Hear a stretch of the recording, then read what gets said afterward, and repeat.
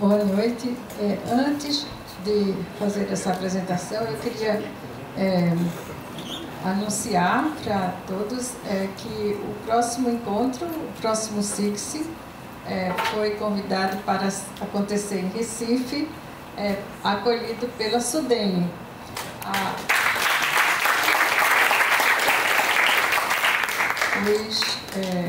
As pessoas confirmaram essa tarde, então a gente espera revê-los em Recife daqui a 2 anos. Bom, professor Campolina, é uma grande honra e uma grande satisfação para a gente tê-lo na nossa conferência de encerramento. Professor Campolina dispensa, né, apresentações, uma grande referência para todos nós no campo da economia regional, mas com uma capacidade de interação, né, com outras disciplinas, que vai muito além dessa trajetória extraordinária na construção do CEDEPLAR, desde muito antes, né, das suas passagens mais conhecidas, mais recentes. O professor Campolina é um dos grandes formadores de pessoas nesse campo profissional, que construiu lá em Minas uma grande liderança. Eu queria dar um depoimento muito rápido de quando a gente chegava lá no CEDEPLAR, há alguns anos, a capacidade de agregação e da construção de um ambiente de grande interlocução e respeito. O professor Campolina consegue fazer essa mobilização de jovens talentos da sua própria geração também, em um ambiente de muita camaradagem. Eu tive a satisfação de percorrer os quilômetros entre Belo Horizonte e Diamantina, no ônibus. Quantos quilômetros são, professor? Uns 300 quilômetros, de uma grande interação, muita alegria, e eu reputo que um dos responsáveis por esse ambiente extremamente produtivo, criativo, que é o CEDEPLAR, se deve ao professor Campolina, com esse ambiente tão agradável. Agora, como se isso não fosse suficiente, o professor Campolina foi representante de área no CNPq, foi ministro de Ciência e Tecnologia, foi um personagem muito importante na construção também de um periódico que teve no professor Campolina um editor para o Brasil, que é o Area Development and Policy, um periódico que nasceu para fazer o diálogo entre pesquisadores dos países, digamos, menos desenvolvidos, justamente em função da importância de construir um veículo que desenvolvesse um diálogo entre grupos que dificilmente têm muita condição de chegar nesses periódicos de origem anglo-saxônica. Então, o professor Campolina percorreu muitos lugares do país e fora do país da construção desse periódico que gerou, né, um fruto muito importante. E, além de tudo, ele participa também da nossa rede mais recentemente. É uma honra para a gente.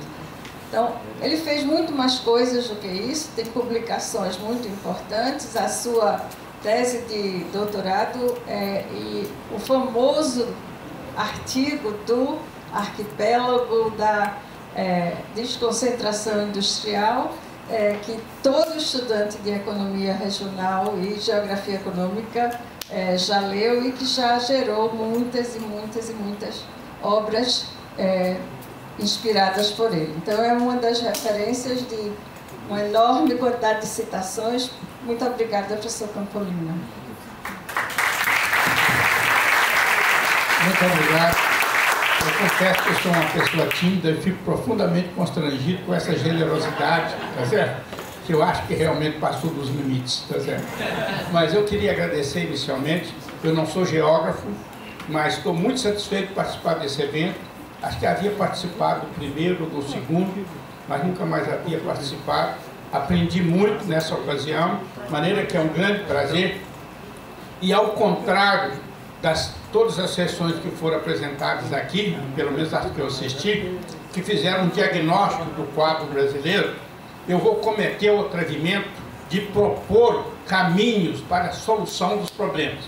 Podia fazer a apresentação e, portanto, o nome da minha apresentação é a indução de novas centralidades urbanas como base para a integração territorial, econômica, social e política do país. Foram feitos vários diagnósticos, como é que está o quadro territorial brasileiro. Se falou muito na desigualdade social, se falou muito nos problemas políticos daí decorrente, se falou muito na crise que nós estamos vivendo contemporânea, da desindustrialização, dos caminhos que podem ser percorridos e, portanto, a partir desse acervo que está aí constituído e com uma referência muito especial ao papel da REGIC. Quer dizer, a minha ideia é que a REGIC deve servir de referência para adicionar a ela novos aspectos da dimensão territorial para o planejamento, digamos, de toda a infraestrutura de acessibilidade, portanto, para constituir novas centralidades, articular isso com as políticas sociais, articular isso com a política econômica, com a política industrial, para ver se a gente consegue reconstruir um país que seja mais integrado do ponto de vista social, mais integrado do ponto de vista territorial, mais integrado do ponto de vista econômico e do ponto de vista político. Eu acho que o país, nós ainda estamos naquela fase do diagnóstico do Jacques Lambert, dois Brasis, um da costa, outro do interior. É óbvio que isso mudou um pouco, principalmente com a construção de Brasília, que teve um papel central numa certa reconfiguração territorial do país, mas nós temos que pensar agora quais os passos seguintes. E eu vou tomar como referência um trabalho antigo, que é um trabalho que eu coordenei por encomenda do Ministério do Planejamento, foi feito através do CGE, que foi o estudo da dimensão territorial do desenvolvimento brasileiro. É um trabalho de 6 volumes, está publicado pelo Ministério do Planejamento, 2008, e eu coordenei o 3º volume, que é exatamente a proposta de uma nova regionalização para efeito de políticas públicas e a seleção de novas centralidades que deveriam ser induzidas e de novas subcentralidades. E, portanto, ele não está em conflito com o que foi dito até agora, mas é um trabalho que está atrasado, ele teria que ser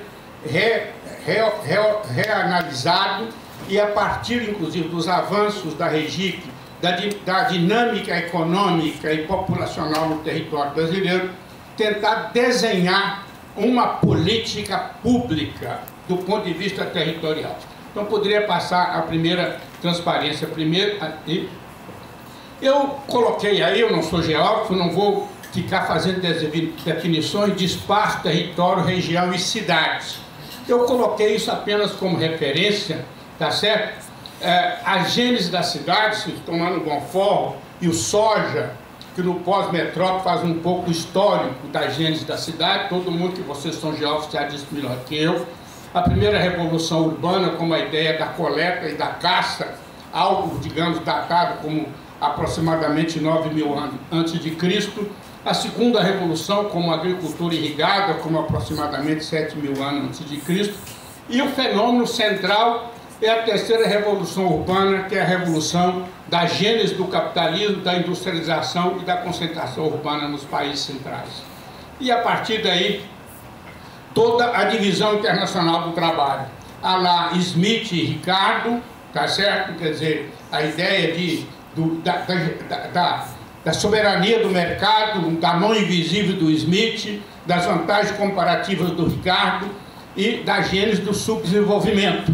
ou seja, o conceito de centro e periferia, de toda a tradição cepalina, o conceito de subdesenvolvimento do Curtado e por aí, dizendo que eu sei, essa gênese da reestruturação do espaço mundial, criando o centro e a periferia, e nós sendo submetidos a essa situação há mais de 500 ou 600 anos, que de certa forma ainda perdura. Poderia passar a próxima, por favor? Tá certo? E aí, toda a ideia de que, à medida que o desenvolvimento da economia se avançava, você tem toda a ideia do domínio territorial como forma de domínio econômico. Isso não está superado, tá certo? Toda a ideia do hard power, domínio territorial, depois do soft power, outras formas de dominação, nós estamos vendo a quantidade de guerra que está acontecendo pelo mundo e a apropriação e o domínio do território não estão desprezados. Isso continua sendo algo extremamente importante, por isso que eu pus essa referência.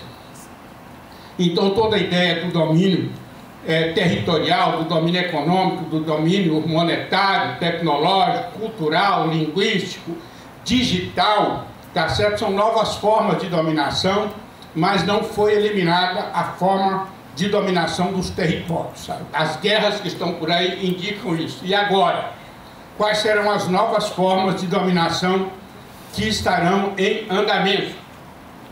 E a partir de tudo isso, com a consolidação do capitalismo e a dinâmica econômica, deu origem a nós, da área de economia regional, a todas as teorias da localização econômica. E é curioso que a gênese dessas teorias estão quase todas elas de origem alemã, país que não havia sido centralizado no seu início. Como todos nós sabemos, a Alemanha só se centraliza no final do século XIX, aproximadamente entre 1870 e 1872, e se inicia toda essa discussão da localização, que é algo que ainda está presente até hoje. Se você discutiu a dinâmica agrícola brasileira hoje, você ainda tem que voltar ao Van Thunen. Por que a agricultura está indo para esse lugar e não está indo para outro? É óbvio que em outra situação de avanço tecnológico, etc., mas a distância, a fertilidade da terra, etc., continua sendo elemento importante. E a cidade, ou mais do que a cidade, agora o mercado, porque toda essa produção tem que ser orientada para o mercado. Na sua origem, o mercado era a cidade próxima, mas hoje o mercado tem outra dimensão territorial ou internacional. Toda a ideia locacional da indústria, tá certo? De qualquer forma, a cidade continua como uma referência, como base do mercado. Lá no triângulo locacional do Weber, tá certo? Tudo isso está muito presente. E toda a ideia do lote da cidade e a área de mercado que circunda ela, e do Kristalla, que por fim, eu não vou ficar falando sobre isso mais, como a ideia do papel central da cidade, da centralidade urbana, tá certo? A cidade estrutura e comanda o território. Eu estou falando isso pelo seguinte: o Brasil ainda trata território e cidade de forma isolada. Você tem um Ministério da Integração Nacional e outro Ministério Urbano. É óbvio que o intraurbano tem a sua especificidade, mas a cidade não é só o intraurbano, a cidade tem um papel de comando do conjunto do território. Eu, inclusive, num certo momento, que estava assessorando o Ministério da Integração, insistia o seguinte: tem que conversar o Ministério da Integração com a cidade. O próprio Celso Furtado, num artigo que ele publicou na Índia, em 1967, eu faço referência disso no artigo que eu publiquei, diz que no trabalho dele sobre a Sudene, duas coisas que naquela fase inicial ele não considerou que eram importantes, que era tecnologia e cidade.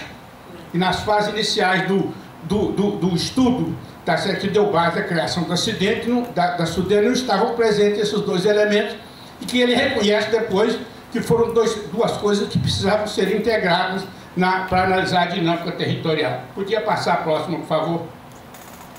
Então é o seguinte, aí nós viemos, digamos, a quarta revolução urbana. A quarta revolução urbana é a que nos atinge. Toda a periferia se urbaniza. E eu estou muito preocupado, porque eu nunca trabalhei com essas questões, mas eu publiquei um artigo que está nessa revista ARIA, Development Policy, em que eu fiz um levantamento da situação das metrópoles brasileiras. Nós temos uma situação o país se metropolizou de uma maneira acelerada e criou uma segmentação que ela é territorial e social ao mesmo tempo.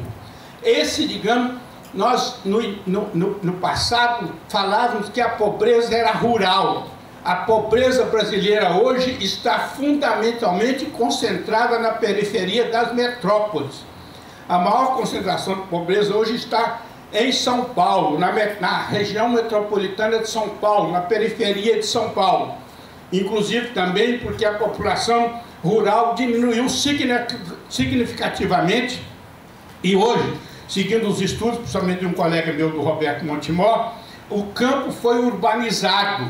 O campo hoje vive no mesmo padrão cultural, tem acesso às mesmas informações que a cidade tem com as conexões digitais. E, aliás, o campo trouxe para a cidade vários padrões culturais que antes eram discriminados, tá certo? Toda a música country que está por aí, tá certo? É uma importação que você fala do rural, tá certo? Tudo isso mostrando que não existe mais o rural naquele sentido clássico da separação do rural e urbano. O rural está urbanizado e o padrão de vida da população rural hoje, em geral, é melhor do que o padrão de vida da periferia das grandes metrópoles, que não tem habitação direito, não tem saneamento, não tem transporte público, a educação básica é ruim, é de má qualidade, não reconhece a importância da educação básica, tá certo? Uma educação de tempo integral, de qualidade, para realmente a importância disso para a formação das próprias pessoas e do ponto de vista social, para liberar as famílias para o trabalho. Quem conhece a periferia da cidade sabe que parcela da população pobre pendura o filho no vizinho ou em alguém que se encarrega disso para ir trabalhar, para voltar para casa, tá certo? Como forma de sobrevivência. Então é uma situação dramática essa urbanização brasileira, da periferia mundial em geral. E eu acho que a África é uma tragédia que está acontecendo. A África tem mais de 1 bilhão de habitantes, um processo migratório aceleradíssimo, estão se aglomerando, tá certo? Que você não consegue, às vezes tem sequer estatística do tamanho das cidades africanas. No Brasil nós ainda temos dados estatísticos pelo menos aproximados, tá certo? Essa mega concentração, portanto, é um problema. Aí eu podia passar apenas um mapa para a gente ver o mapa aí de... A próxima, por favor. Não, antes então, pode voltar. Então, eu vou dar apenas 2 exemplos mundiais do que eu estou propondo. A indução de nova centralidade como forma de fazer a integração territorial, econômica, social e política. Eu vou dar apenas 2 exemplos. Eu tenho um trabalho sobre a experiência francesa que eu não publiquei, eu estou pensando até publicá-la agora, que foi a experiência do pós-Segunda Guerra Mundial, que havia uma tendência de mega concentração populacional em Paris. E há um livro, que foi clássico, que é o livro do Gravier, Paris e o Deserto Francês, que fazia um discurso veemente contra a concentração popular em Paris, alegando que o campo francês estava se esvaziando, e, por outro lado, ele era um geógrafo moralista contra a vida boêmia de Paris. A prostituição, as coisas do estilo, achava que isso era uma degradação humana, portanto, não podia deixar a população concentrar em Paris. Esse é o discurso político, social, mas a França se encarregou de preocupar, de fazer políticas territoriais. Depois deu tudo errado. Tudo errado pelo seguinte, não. A crise francesa, a crise do norte da França, a França se reorienta para a questão da desindustrialização que ela já estava sentindo, mas no início ele lançou o programa das 7 metrópoles de equilíbrio. Aí eu pus apenas alguns mapas para ilustrar, tá certo? Ele selecionou uma rede de 7 cidades, Paris está no centro, e fez política de acessibilidade, ou pelo menos o planejamento era esse, uma política de acessibilidade do sistema de transporte, de comunicações, desconcentrou serviços públicos, ou pelo menos planejou a desconcentração de serviços públicos para essas cidades, tá? E induziu o investimento das estatais francesas, induziu o investimento do capital privado, na perspectiva que você frearia a concentração em Paris e integraria o território francês. Os próprios mapas apenas é uma repetição disso aí. Pode passar o próximo. O segundo, isso, portanto, é um exemplo do pós-Segunda Guerra. O segundo é o exemplo chinês contemporâneo. Eu acompanhei isso e vou usar aqui agora 2 ou 3 figuras que eu tirei de uma tese de doutorado que acabou de ser defendida no IPU sobre a experiência de planejamento territorial chinês. Esse aluno passou 6 meses na China, fez esse levantamento de forma detalhada e, portanto, é algo exatamente na mesma linha de que os franceses fizeram. Com uma velocidade impressionante, uma reestruturação da rede urbana, integrada por trens de alta velocidade. A China já tem hoje, segundo os dados da tese, que são do ano passado, 48 mil quilômetros de trens de alta velocidade. Tá certo? E mais ainda, com a mudança tecnológica, porque agora as redes não têm mais trilho, é campo magnético. Eu não estou com dado muito. Entre Xangai e Beijing deve ter aproximadamente 1.200 quilômetros, e a estatística que eu li é que o trajeto é feito com apenas uma parada em 4 horas de 18 minutos, e que alguns dos vagões têm, inclusive, escritórios montados para você trabalhar durante esse trajeto. Tá certo?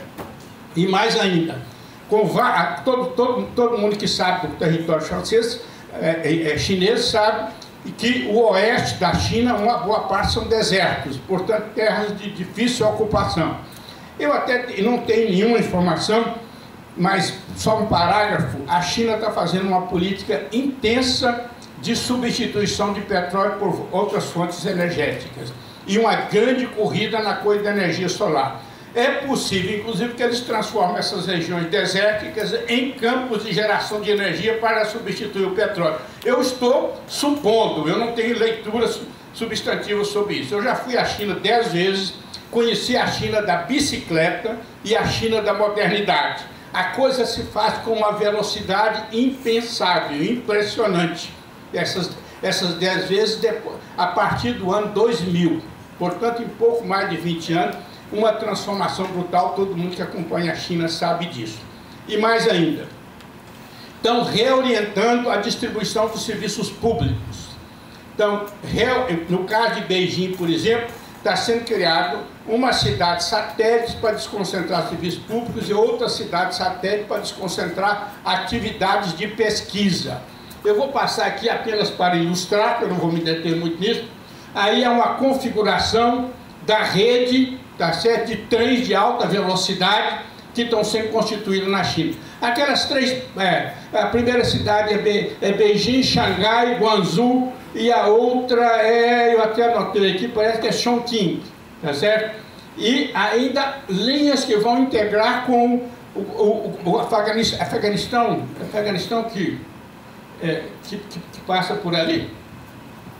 O país tem uns 3 anos que chegam ali. Vai ligar com o Zão, que é parte do caminho da Rota da Seda para integrar com a Europa. E a nova Rota da Seda seriam 2 saídas a partir da China no sentido da Ásia e da Europa. Uma mais ao norte, no sentido de Moscou, e outra mais ao sul, passando pela Turquia. Tá certo? Aí, esses, digamos, seriam as rotas terrestres. Então, é isso que está sendo feito, com óbvio que é um governo centralizado, um partido único, o planejamento é para ser cumprido. Aproximadamente 50% da economia chinesa ainda é de controle das empresas estatais, tudo coordenado pela SASAC, ou seja, funciona dentro de uma lógica de mercado, não é a experiência soviética de coletivização, é lógica de mercado, tem que ter eficiência, etc. e, portanto, supostamente as coisas funcionam, saem como estão planejadas. É um redesenho, tudo isso numa perspectiva da nova geopolítica mundial, porque todo mundo sabe que não há nenhuma dúvida que a China está se preparando para assumir a hegemonia ou o poder dominante da economia mundial, no silêncio até agora, mas ninguém sabe por quanto tempo durará esse silêncio, tá certo? Eu, inclusive, tive uma oportunidade, durante o pequeno período que eu fui ministro, de ter uma reunião com Xi Jinping, junto com a Dilma, em que ele disse o seguinte: nós temos todo o interesse de uma integração da América do Sul no seu conjunto através do Pacífico. A senhora se entenda com seus vizinhos da Bolívia e do Peru e nos procure, que nós estamos dispostos a financiar.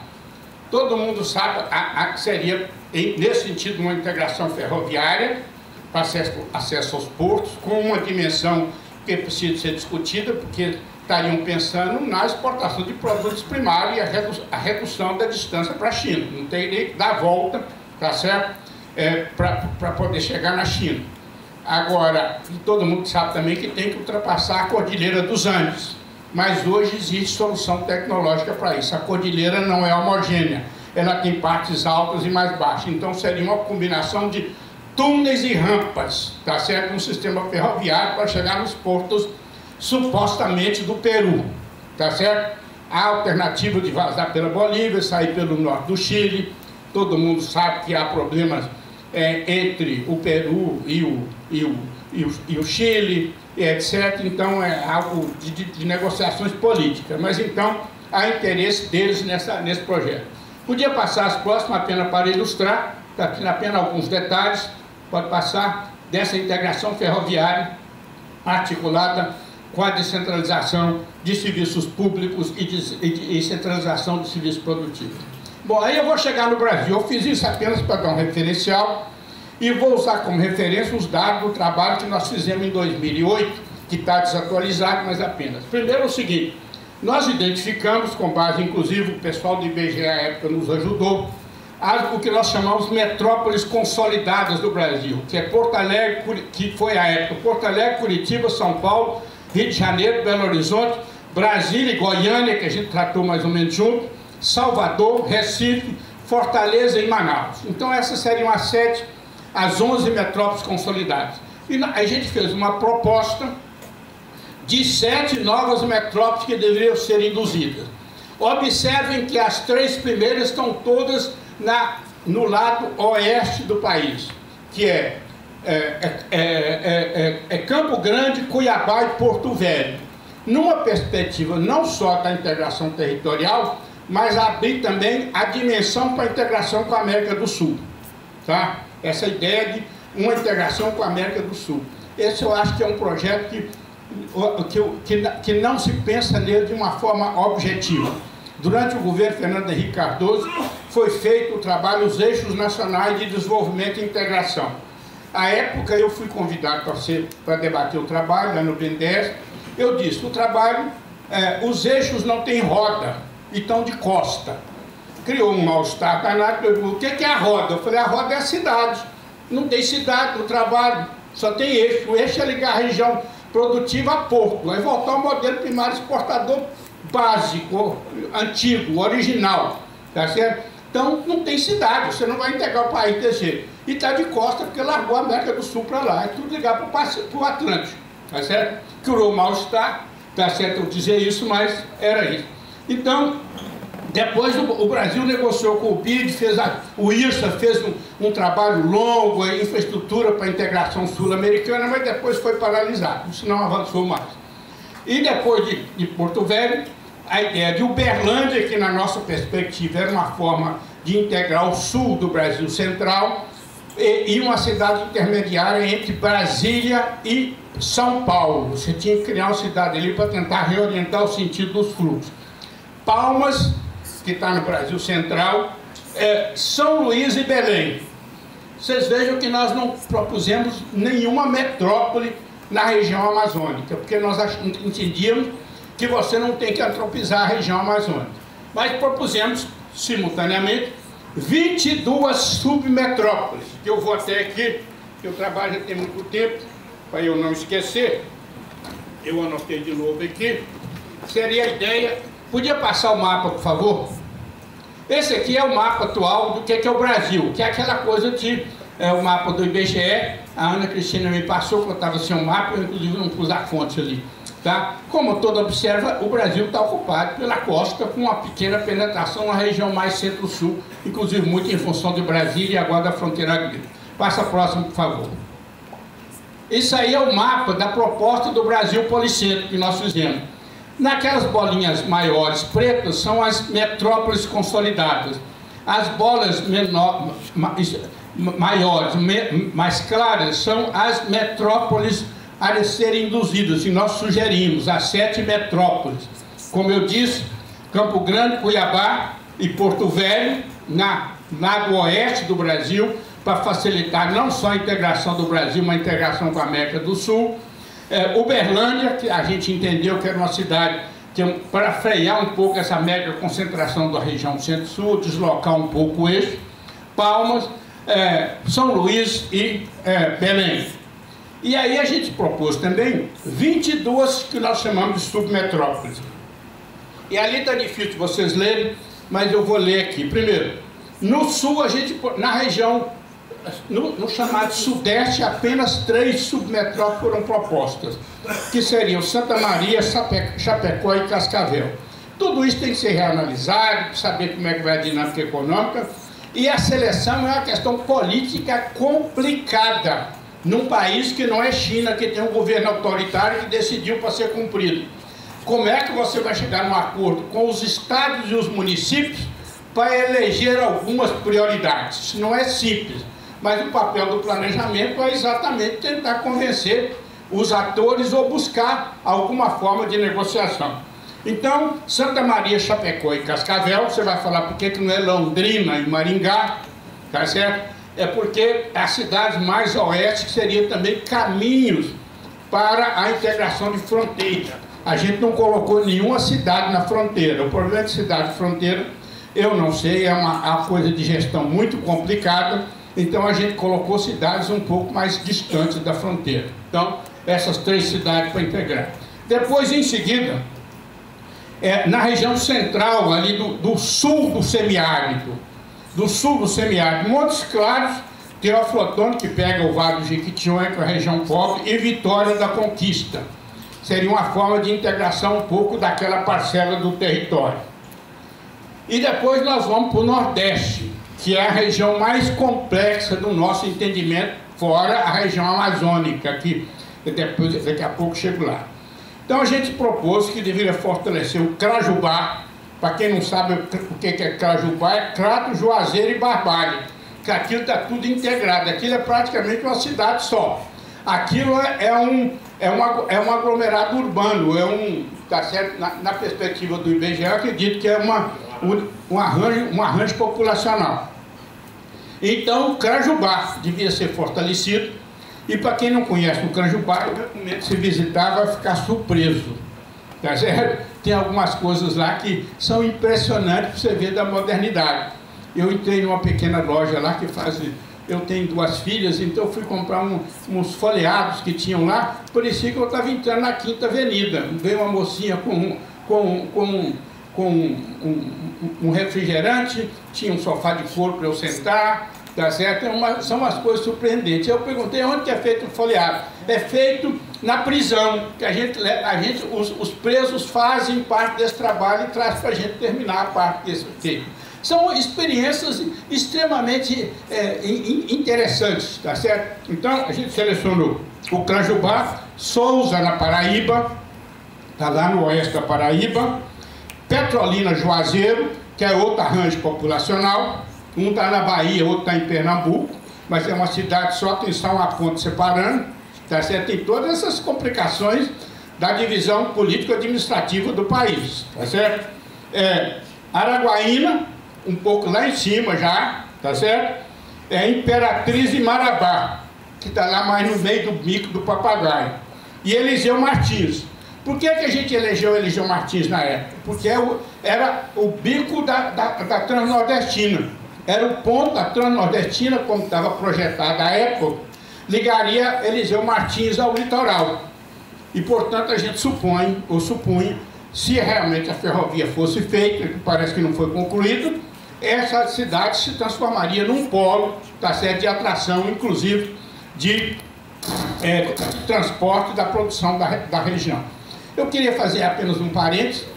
Quando eu defendi a minha tese de doutorado, já defendi velho, em 1987, que chama Capitalismo, Recursos Naturais e Espaço, eu já defendi naquela época que a fronteira agrícola ia mover no sentido centro-oeste, a região da Matopiba já tinha iniciado, tá certo? Já tinha muita soja naquela região, e havia uma suposição de que a expansão da produção de grão ia ocorrer. Então, eu, naquele trabalho, propunha, inclusive, que fizesse ligações da fronteira de Cerrado do Nordeste brasileiro com o litoral. O que está acontecendo com o Matopiba é que puxa para o Maranhão ou puxa para baixo e fica para sair para São Paulo. Tá certo? Em vez de integrar com o litoral e de criar um efeito multiplicador de integração da economia naquela região. Bom, e aí, por isso, eles iam artigo. E aí o seguinte, a região amazônica, e a professora Berta Becker trabalhou junto conosco. Ela não era da minha equipe, ela era da coordenação geral, mas a gente discutia muito de o que pensar para a região amazônica, de não antropização da região amazônica. E, portanto, defender um colar de cidades em torno da região amazônica que funcionassem como ponto de apoio para absorver o conhecimento tradicional e, ao mesmo tempo, colocar centro de pesquisas orientados para o aproveitamento da biodiversidade sem destruí-la. E, portanto, a nossa proposta seria Rio Branco, Cruzeiro do Sul, Boa Vista, que eram as capitais, Macapá, e depois, então, Santarém, Sinop, Itaituba e Tabatinga. Essa era a ideia da proposta do Brasil policêntrico. E, portanto, você teria que não só tentar fazer uma política de transporte articulado com isso para ter acessibilidade, outras infraestruturas de acessibilidade, inclusive hoje em dia a infraestrutura digital, energia elétrica, por exemplo, como uma questão central, articular a descentralização de políticas públicas, que está sendo descentralizada cada um pelo seu critério. A área de saúde centraliza o serviço com uma forma, cada ministério faz a sua descentralização, de uma certa coordenação da descentralização dos serviços públicos, uma indução das estatais para fazer investimento nesses projetos, se bem que as estatais agora já acabaram, e uma certa orientação da política de incentivos, que o Brasil hoje está distribuindo. Ninguém sabe qual o volume de incentivo fiscal está sendo dado, principalmente para a indústria. O Fernando Haddad falou um dia desse em ordem de 500 bilhões de dólares, que é 1/4 do orçamento federal. E parte disso, inclusive, vou mencionar apenas um caso, eu acho um absurdo, por exemplo, o Inova Auto. Toda a indústria automotiva que funciona no Brasil é estrangeira. Ela não está modernizando por uma necessidade brasileira, né? Ela está modernizando porque ela está concorrendo com a outra estrangeira. Se ela não modernizar, ela perde a concorrência. Então, para que a gente está dando dinheiro para esse povo? Tá certo? Quer dizer, e são bilhões de reais. Para não falar numa questão complexa, que é a questão de Manaus. Manaus matou a indústria eletrônica brasileira. E eu tenho um trabalho sobre Manaus também, que chama Manaus, uma plataforma satélite, que é o meu trabalho que foi financiado pela National Science Foundation, coordenado por uma professora americana com a qual eu trabalhei, comparando o Brasil, a Coreia, o Japão e Estados Unidos, cidades que estavam desenvolvendo baseado em tecnologia. E eu tenho um trabalho sobre São José dos Campos e Campinas, que não está divulgado no Brasil. Esse trabalho foi publicado num livro nos Estados Unidos, eu não publiquei no Brasil, foi um erro. E o outro sobre Manaus, que a gente chamou de plataforma satélite, que não tem nenhuma incorporação de tecnologia, apenas a importação de componentes e a montagem. E agora está na Constituição. É óbvio que você não vai mandar tirar os incentivos de Manaus, porque o que você vai fazer lá com os 2 milhões e tantas pessoas que moram na cidade? É um problema, tá certo? Que também você não pode simplesmente agora anular os incentivos, porque está tudo baseado nisso. Mas então, o que eu fiz aqui, eu já vou terminar, Podia passar próximo, por favor, que eu acho que terminou. Ah, não. Então é o seguinte, o que é? A REGIC ampliada como base para a política territorial brasileira. Porque não tem nenhuma dúvida que a REGIC está muito bem elaborada, até onde eu fui lá ao IBGE, ele apresentou lá para nós a REGIC, fiquei muito bem impressionado. Agora, você teria que identificar quais as potencialidades regionais que você deveria induzir, tá certo? O Edgar fez aí um belo diagnóstico de como é que está. Várias pessoas fizeram diagnóstico da questão territorial brasileira, mas aquilo é a lógica do mercado que conduziu. Não foi uma intencionalidade pública, não há uma política de ordenamento territorial no Brasil.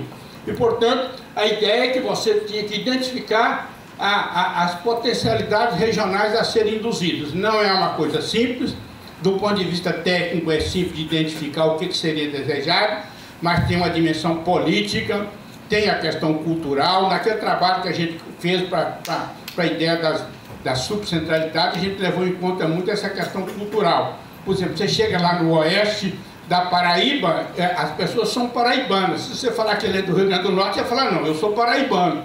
Então é o seguinte, é Souza ou Caicó? Qual é que vai receber o incentivo? Vai ter briga, vai ter problema, tá? A seleção dessas novas centralidades, subcentralidades a serem induzidas, uma política de infraestrutura e de acessibilidade, reorientar a política de infraestrutura. A política de infraestrutura anda pela lógica do mercado, não há uma intencionalidade com essa política, tá certo? O planejamento da centralização dos serviços públicos, também compatibilizar essa descentralização e indução dos investimentos ao setor privado. Você hoje tem um volume significativo de incentivos, de recursos incentivados, principalmente no Nordeste, e não tem sentido ficar colocando isso nas metrópoles nordestinas em que pese a Ana morar lá em Recife, tá certo? Você tinha que selecionar alguma subcentralidade para você reorganizar o espaço territorial nordestino naquilo que ele pode dizer, tá? Então é isso que eu tinha a dizer, muito obrigado. Cometi o atrevimento de fazer proposta, tá certo? É muito fácil.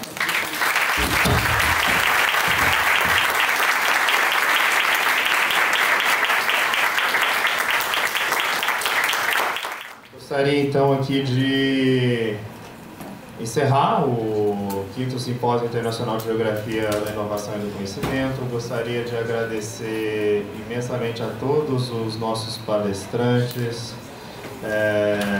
desde o Márcio Postman, que começou este evento, até o professor Campolina. Muito agradecimento a todos esses palestrantes, a professora Ana Cristina, aos coordenadores. E também gostaria de agradecer a todos que aqui estiveram presentes.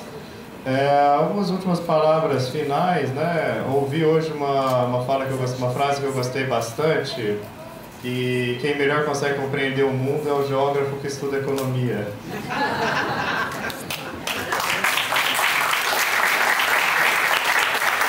Então, que o nosso evento tenha sido uma forma de interagir, de articular essas duas áreas do conhecimento, valorizando a reflexão teórica, que eu acho que foi uma das questões do nosso evento, tanto que foi essa a ideia de dar aos palestrantes tempo para que eles pudessem discutir, justamente para que pudessem valorizar essa reflexão teórica. Também gostaria de falar da valorização de pensar em indústria no Brasil, outro tema que foi caro para a gente nesse evento, e também a própria questão de pensar o Brasil. E é nesse contexto que a gente consegue pensar a inovação, a geografia da inovação, pensando nessas relações.